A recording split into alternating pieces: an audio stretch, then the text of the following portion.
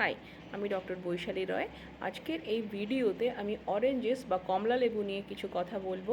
Oranges বা কমলা লেবুর মধ্যে কিছু গুণ রয়েছে যাকে আমরা বলি অরেঞ্জ গুডনেস। অরেঞ্জ গুডনেস কিন্তু কমলা লেবু ছাড়াও অন্যান্য যে সমস্ত কালার্ড সবজি আছে, যেমন গাজর, যেমন মিষ্টি আলু এবং কুমড়ো, এইগুলোর মধ্যেও প্রচুর পরিমাণে আমরা পাই।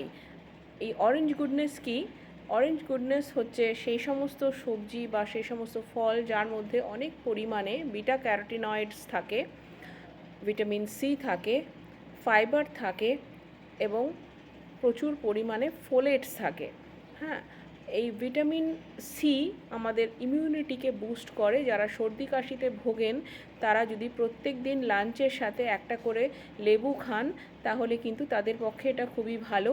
হ্যাঁ, এটা আমাদের ইমিউনিটিকে প্রভূত পরিমাণে বুস্ট করে।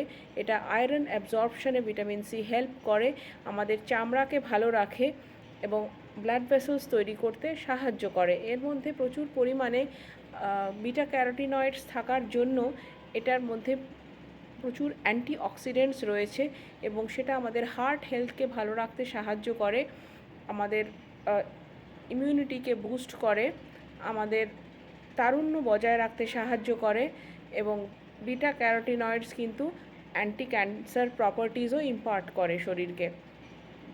এটার মধ্যে যেহেতু ফোলেটস রয়েছে, এটা প্রেগনেন্ট উইমেনদের পক্ষে খুব ভালো।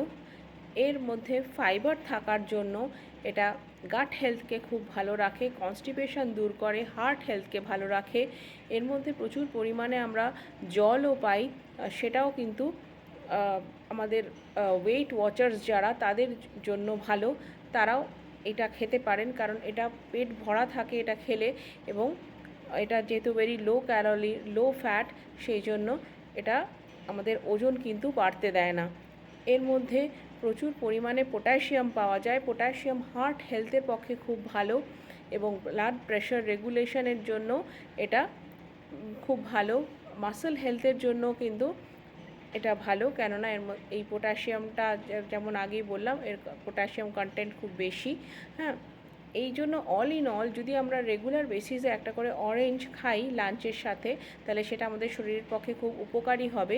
যাদের হাইপার অ্যাসিডিটি আছে তারা রেগুলার না খেলেও মাঝে মাঝে খেতে পারেন, কারণ এটা খুব একটা ভালো ইমিউনিটি বুস্টার আমাদের জন্য।